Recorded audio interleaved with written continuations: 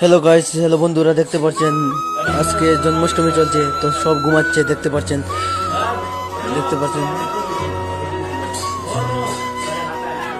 তো এখানে দেখতে পাচ্ছেন সব,